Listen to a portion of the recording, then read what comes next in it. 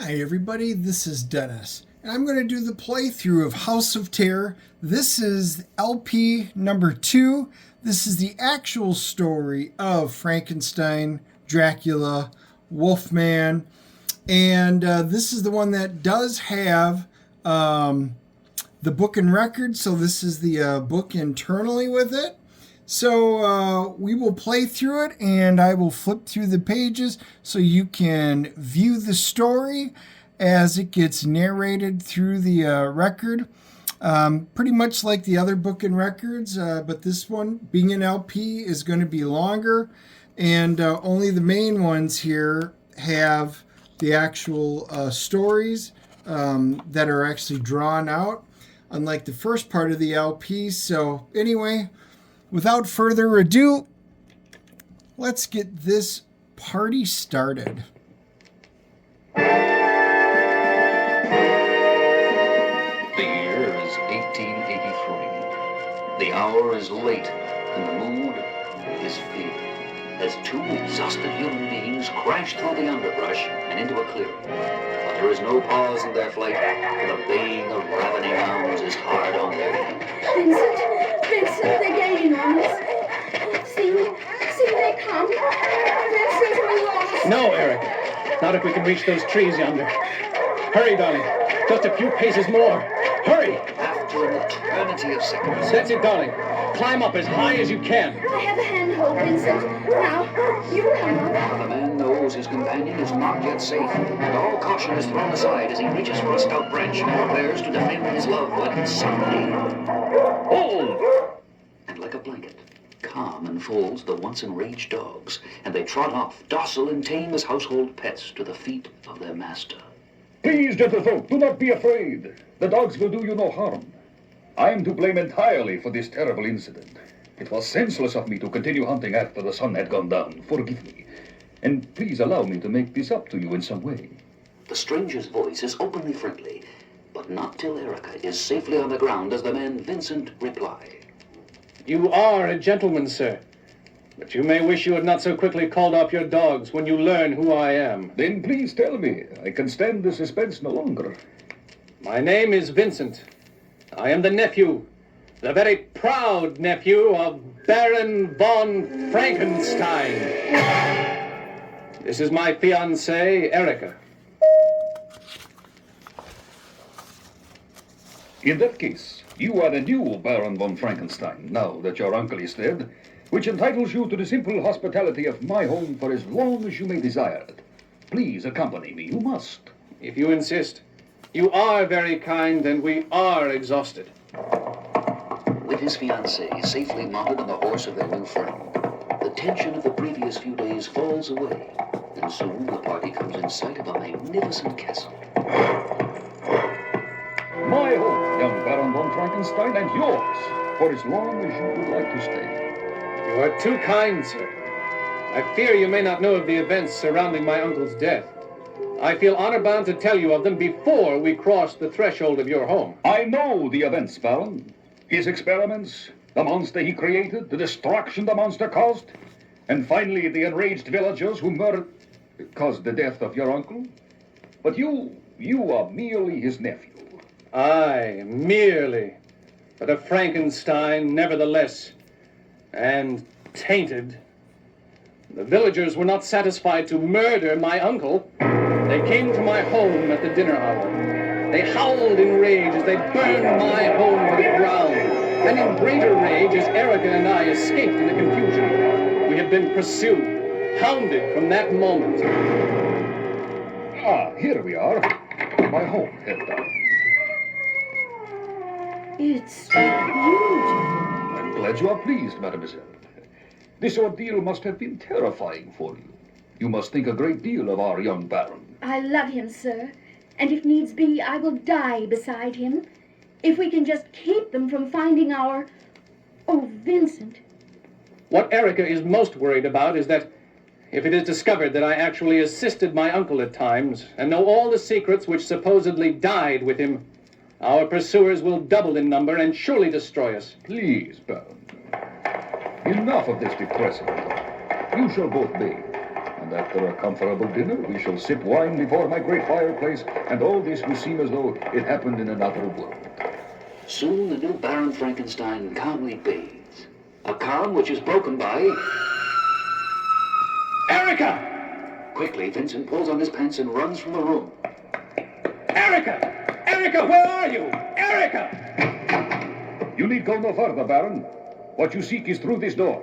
Erica, is she in there? I thought I heard her scream. Was it Erica? His newfound friend stands in mute silence.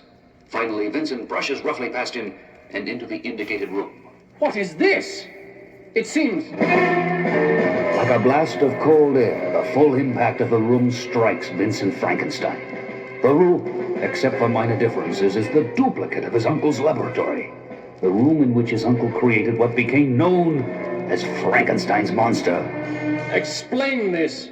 No. First tell me where Erica is. Calm down, my good Baron. This laboratory represents my failure at the same experiment your uncle succeeded at. The same experiments you will succeed at if you ever expect to see your beloved again, alive.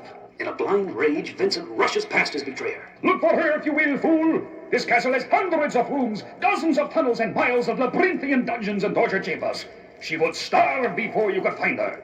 That is, if I put her in an obvious place, and not behind some secret panel somewhere. No, Baron Frankenstein, you will not search for your missing Erica. You will build me a man, a slave though I will, and will start now, or your beloved Erica will never see the light of a new day. All right. I'll do it.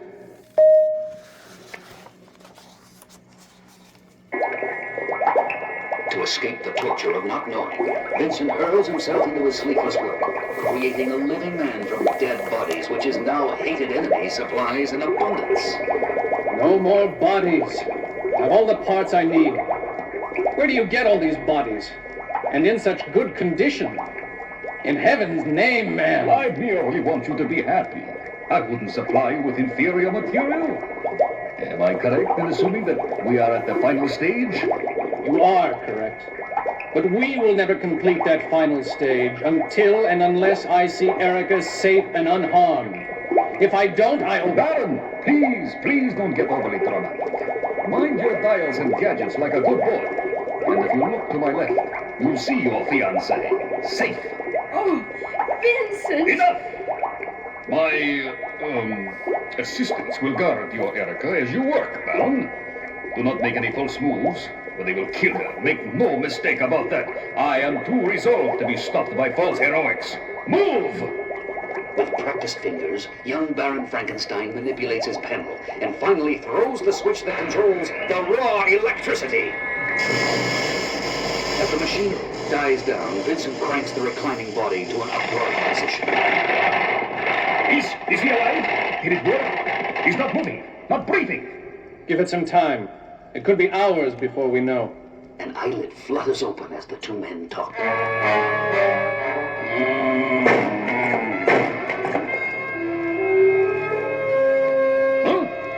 Good Lord.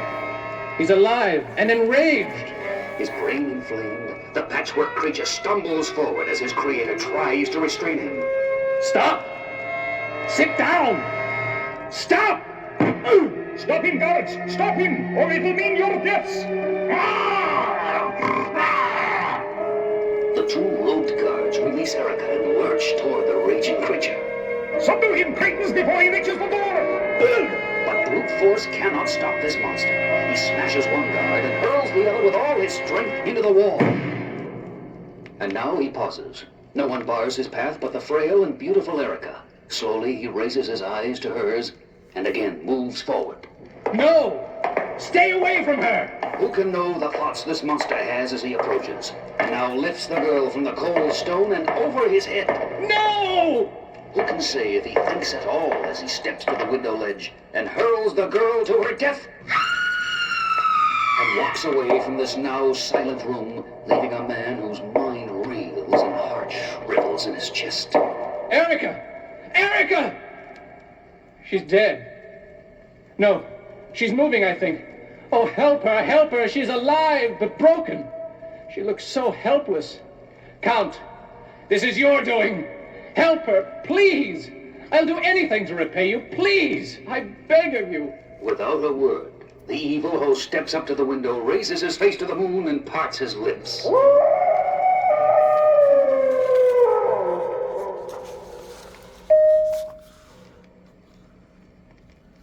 First, an answering growl drifts upward.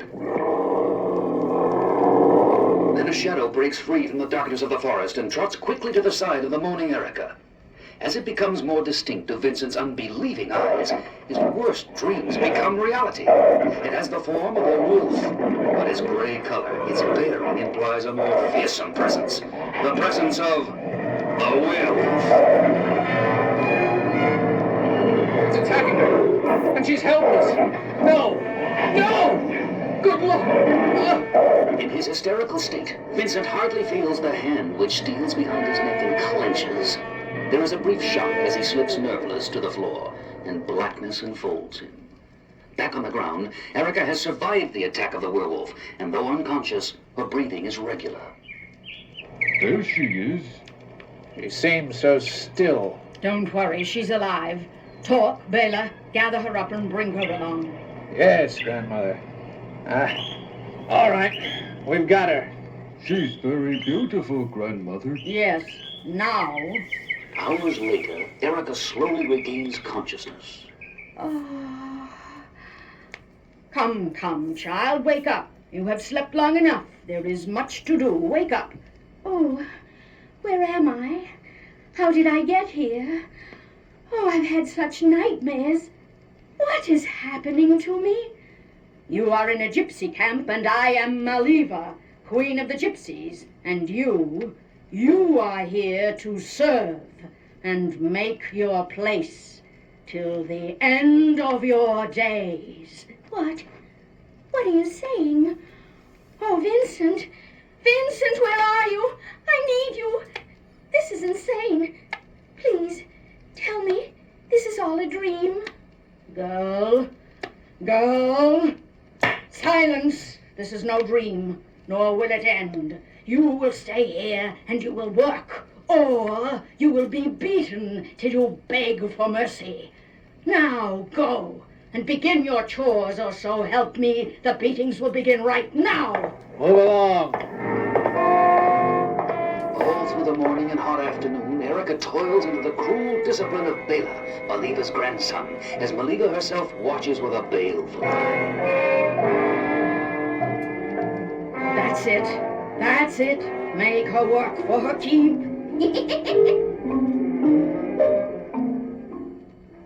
The sun goes down. Erica is allowed to rest, chained. Weariness brings its own security, and as she begins to doze off on the ground behind one of the wagons, she fails to hear the clumsy footfalls until...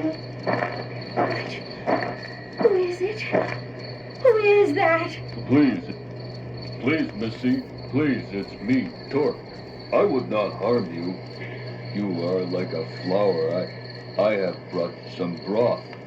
I will leave if you wish me to. I just thought... Oh, no, Torque. Don't leave. You're right.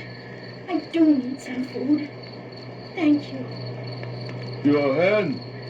The pentagram! Dropping the broth, Torque spins and rushes away from the helpless female, naked fear etched upon his face. Torque, what is it? Why do you run? The pentagram! The pentagram! And the moon is full tonight! Erica looks at her hand, and the symbol of the pentagram which now appears there. Her mind drifts back to a poem she once heard. Even a man who is pure of heart and says his prayers by night may become a wolf when the wolfbane blooms and the moon is shining bright. Some say Bela is insane, and the menacing whip he carries adds to this theory. Why would he beat a chained and helpless prisoner? Why does he wait till the night to accomplish his loathsome ends?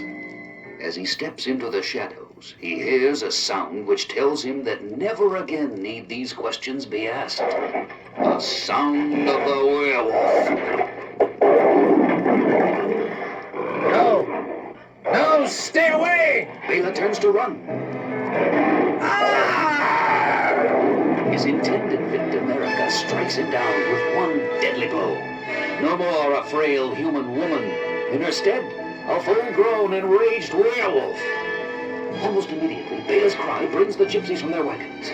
Werewolf! There it is! Everyone, attack! Pull her down! You can't fight all of us! Get her! Drag her down!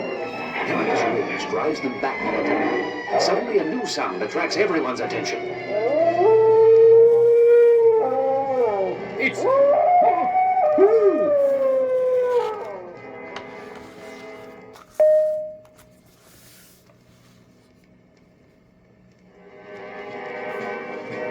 Recognition fills the gypsies' eyes, and they step aside to reveal a second werewolf, a powerful gray werewolf who now rumbles its challenge to Erica. The gray wolf attacks with the speed of thought, and soon the two half-human canines are locked in mortal combat. The savagery of their battle is insane, as every new wound they inflict repairs itself almost immediately. Unnoticed, a figure stirs in the shadows, and a grim Bela rises from the dust. Determination to gain revenge drives him to raise his pistol, and with his last breath, fire the silver bullet at Erica. It strikes the Grey Wolf. Confused, Erica stands and stares as the Grey Wolf becomes the Grey Believer. More guns and more silver bullets come into the hands of the gypsies. Erica flees into the woods. Somewhere in her animal mind, she realizes that these gypsies have battled werewolves before. So she runs. Leaving her pursuers far behind, her flight soon brings her to a somehow familiar castle. A castle whose sight draws her closer and urges her to enter. Easily, her animal form clambers to an upper window that looks into a deserted hallway. She pauses, sniffing the air, then jumps to the floor onto all fours. She scans her surroundings at a glance, then begins padding toward the only light source, which is at the end of the hall. Human voices alert Erica, who approaches more slowly now. It's no use. We'll never capture him. Stop whining, you fool! You've lost your love, but not yet your life. The monster's had a full day to calm down. Help me restrain him, or you will spend yet another day in my dungeon, Baron Frankenstein. That voice pounds in her ears. That hated voice must be stilled forever. Utter rage controls Erica's canine body as she hurls herself upon the master of this castle. But Erica is thrown from him as though she were a puppy. You dare! You dare lay your paws on me! On me! Low beast, you'll die for this! Die at the hands of the Prince of Darkness! For I am Dracula! Oh, my lord, what have I done? You, Baron Frankenstein, have done nothing but obey my will and do my bidding as I compelled you to do. The monster stands quietly and listens also. Do you know why you created this monster, this slave for me? Did you for 1 minute question what I would do with this creature? For this reason, Frankenstein, I am helpless in the daytime, like a sleeping babe. I need a strong, mindless slave to protect my sleep, so that I might wake at night and prowl for the blood that sustains me, the blood of innocent victims to quench my undying thirst. As though awakened from a long sleep, the monster's lip curls and he reaches out to grasp the throat of Dracula. Lifting the vampire into the air, he effortlessly dashes him to the ground. Horror stretches the eyes of Vincent Frankenstein as the vampire, unhurt, rises, revealing an evil grin, and attacks the man-made monster and claws for its throat. But this is no mere mortal creature. This man-thing was born of the elements. His superhuman hands clamp once again on the throat of Dracula. Silently, each squeeze the throat of the other. Untiring fingers probe past neck muscles, seeking windpipe, spine, arteries. He's swimming! Must get away! Panic seizes Dracula, and he begins to transform himself into a giant bat. Let go! Let go! I'm free!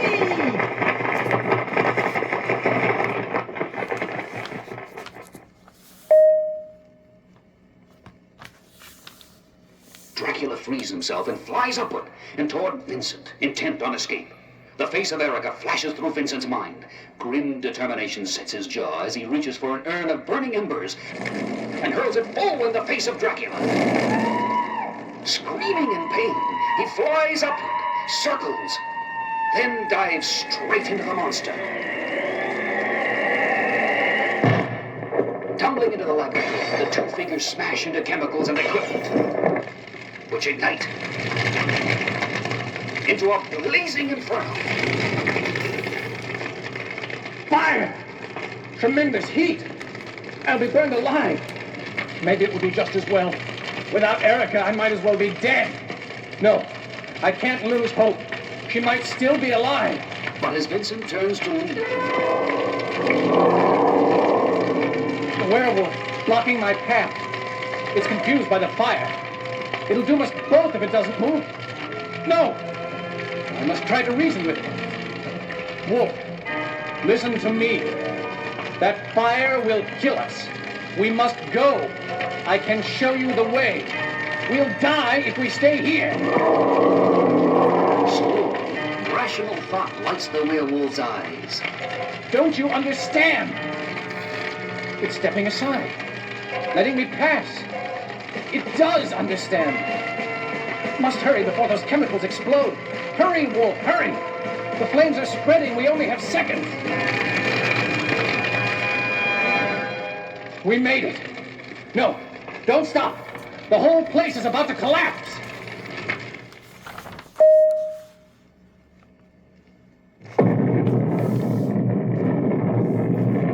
There she goes.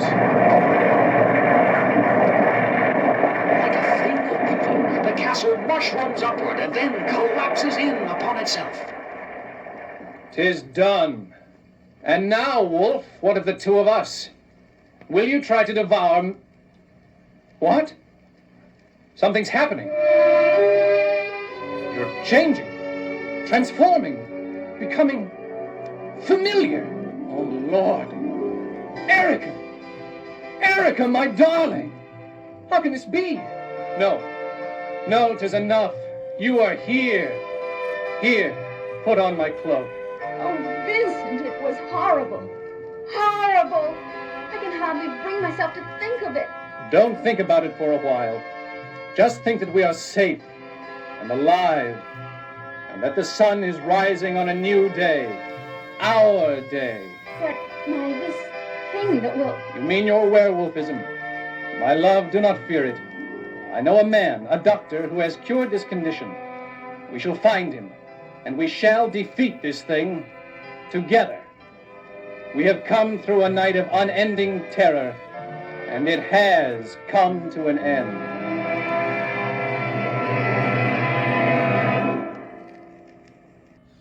And there you have it. The story concludes Dracula, Werewolf, Frankenstein. So everybody, there was the story. This was the second LP, which was the main story with the book. Leave your comments down below. Let me know your thoughts. Do you enjoy these type of book and record stories? And you also go back and check. I did play Side A and Side B of the first LP, although they don't have books. They still have some very cool, fun stories, and they're like mini stories and some songs. So, go check it out. But Parade record number 103.